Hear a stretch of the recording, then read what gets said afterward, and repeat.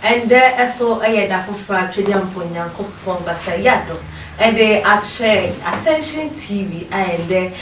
our women sem everywhere. Attention TV, yes, we inspire more. And they are marriage counselors, you could them over fear Hanoma. And they are in some eye, the earth with it. A bear singing, a bear the papa pay you, Benya addition subu. Number chance, I won't subscribe, I know I subscribe, I'm a miss, I won't share, so I know I share. Now our way home, some so I ever can't won't ask me. So I want to be a say, and also watching trivia. Obeja, our comment session, or Amamina, you are not prepared, penny, as so I can't. Our studio, I have no say among Medini Anne Akosia Sparkles now 1 hour summer snare, Dani Da a Queen Vasti Foundation. I was here for a bronya air day in Pabwana Wumpena way out to our channel at Arena Open Foundation be a channel, and then I may come for Queen Vasti Foundation and I a amount. Fa enyoma weni na komano na nya mi ebe sha osena obusu Asia University Foundation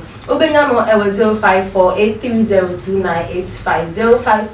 0548302985 na as like I said so en komana Tees Boutique and Cosmetic bronya be e fruit so ecosystem na say na Tees Cosmetic and Boutique owa ablekuma agape tarazo mi twa me ho abaye basisia.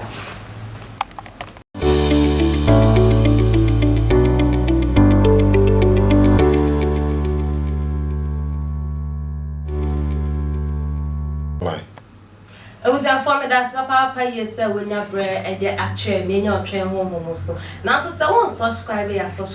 na so one share nama akosia papa ehu our rooms maybe or tell our reasons na our really aton shuni. Famono no so enya addition ebi wo so na me di kan no so wa dwentwe bi ananse o wasem bi o pese yi anoma waja e wo comment section ho ye be kan ne ne asanso eyi we no ama so na me di kan no and then your marriage counselors mienu ekudam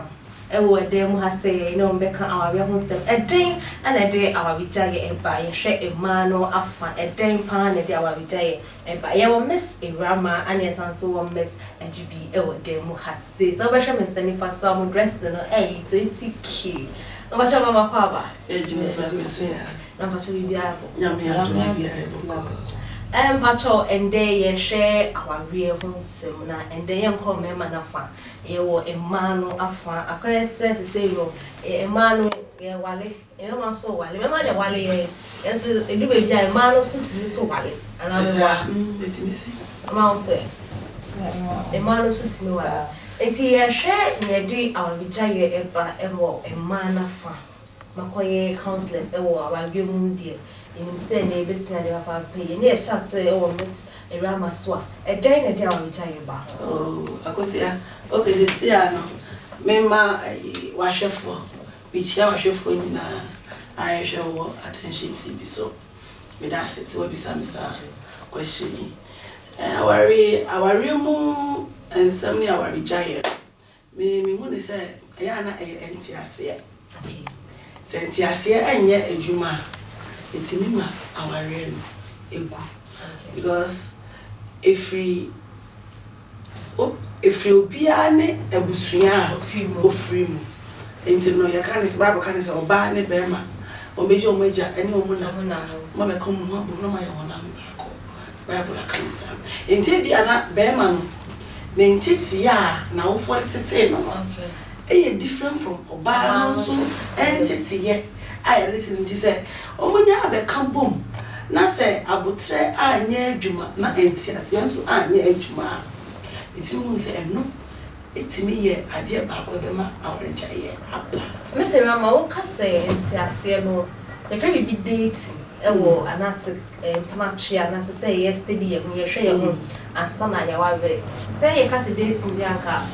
meni obema no ye hwe ye ho no na me hu say bia Bema ni menenu ense ananso menenu se.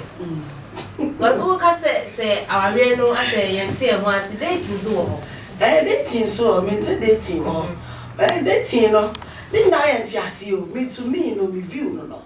Ni na yente ase anya adwuma. Anytime bia won say na see ya de chia mu nyina madwe ni nya ba ko wenti we yase. Dating ni na ye wo musa.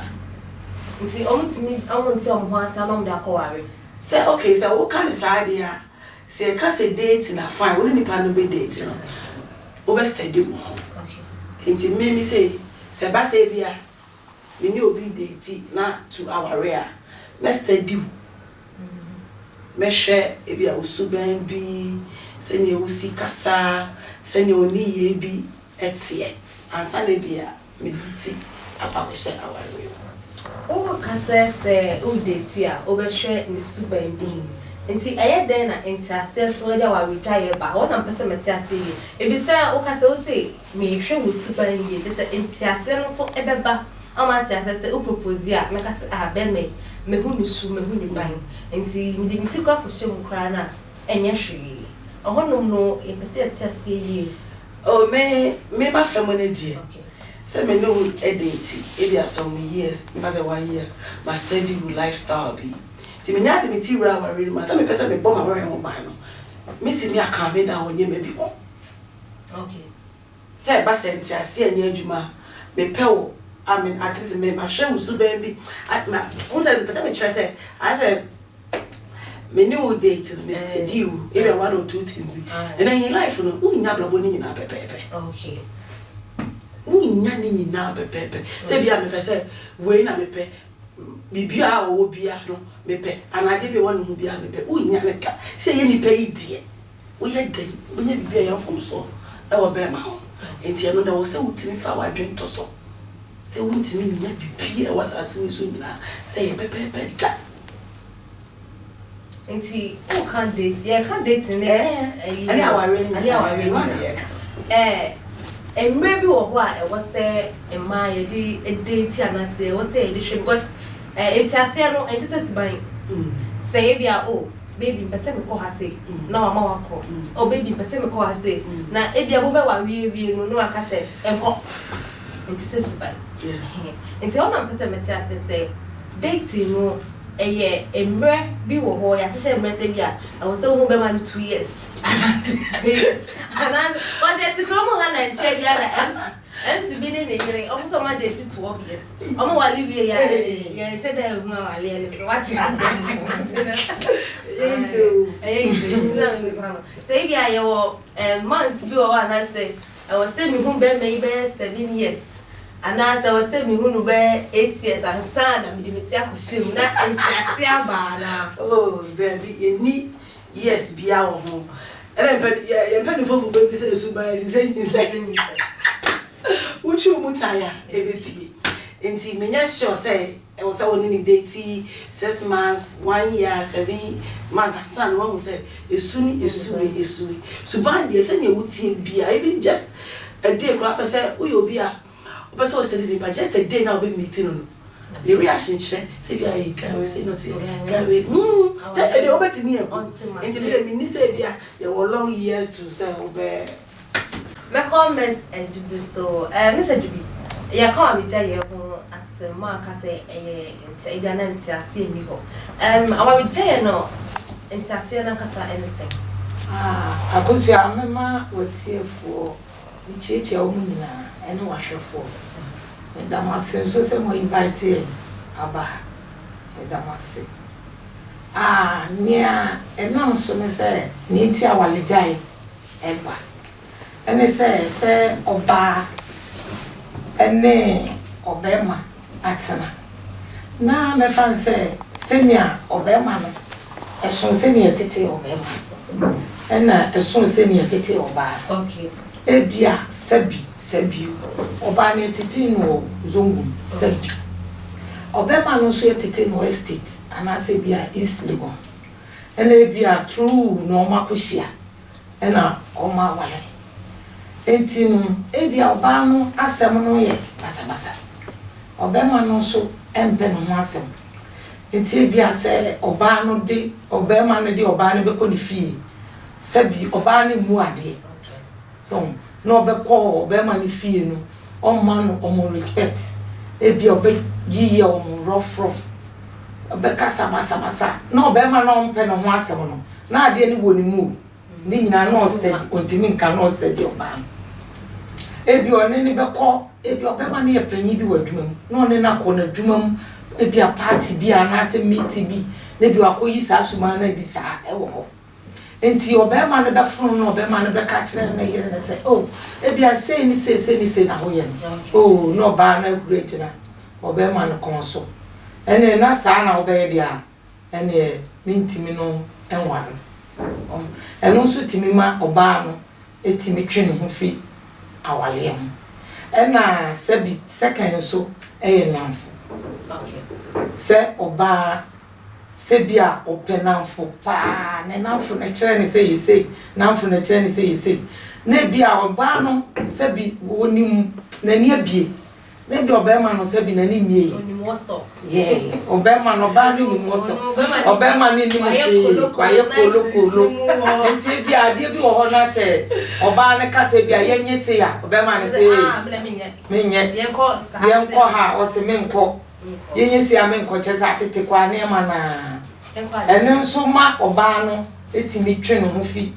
awale ho ena afi nso obema bi nso ho a oni oba atena sebi ebia oni oba no abrabo no a o matena no oba se obehwe se oba no bombe ye no ahwe no oba no so minim se empeni forces oba de otutu etwere ma bo but oba anya ade a o de kofi na ebia no akoshi oba ma bi no so onya ade a o se fa komi fi no so timi say ase bro nya be o se nyoma nya fa komi fi o ma me de onya no be ma no ji komi fi enso oba no so nim say oba ma na wa se de se wo se o je niam we nyina wo me fi ma onye na kwa se o do kwa de ko fi onko a o de ko fi eno a me hwe we bi wo TV so na oba no ase onenne kunu ne manani kunu wo country foforo no obema oba no so ne ba ge wo country foforo ti obema na so mu nyina be hia wo mu promo class o mu be festival to be hia na oba na ko ho sa na obema so nsan no ne baba no enko oba na se hwe me nko na yesi obema na si edan bi wo kronim o ko cheche enti wo se okọ na okọ jibi ma ne ba de no ena ne ba de ne se edan de no se de bi o se me ko na me ko jibi okọ ye no okokun tokwa ema okotwe se kan gbegbegbe ma wale no agu nti esa anya ma no so etimi sa wale oba ne timi twe no efi obema no me de me ni no on say when na ye kan na no ni na ko back into dating sana wuke oba ne hejeheja mesme ye ku be ma ne ye ku na ye date mu no on anya be mo be date ne de obi o ha oni obema be date okay onyi ni suban na di trem o de betite yes o de betite ko so hu se bibi wo fie ho no o be nwa no hu sa ko pintama awale ne be ba na awale ne be bia e no be yi ni suban di mba no yes eti suban na di ne suba na obema no so ani nyam na chesa yesa oba na ni kun kasa omia no ofino asese na chesa wo so oba no so odom okay opake na ne ma no ko ever miss a rama so maybe so say our giant no kasa no ye ka our giant ni me dey our giant our dey our giant say masala ma pake me nyama ni me fi bi kun fi papa go ne ma fi omo mo kwa court wedding na chese na wale ne nja engu yi ajibosa ayisa mo san court ka won na de abujai ne kasa they be obi o ha our traditional marriage busuya ne we shia ya di trainsa oba ne timi suka se me ware bo ya ne den amale we jaya wale na but omo mo kwa court ne de we jaya wale be 5 years kra na won ko dwe ho court we are still now our koso Wonde sister Alena what's what call to her no so what I say our jana kasa ne ne our jaya die say obema ehu oba na wa ware no why ne ho ade ama na busuafo na all of a sudden bibi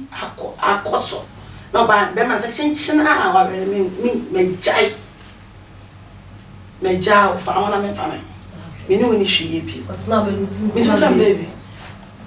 and one tinto time apai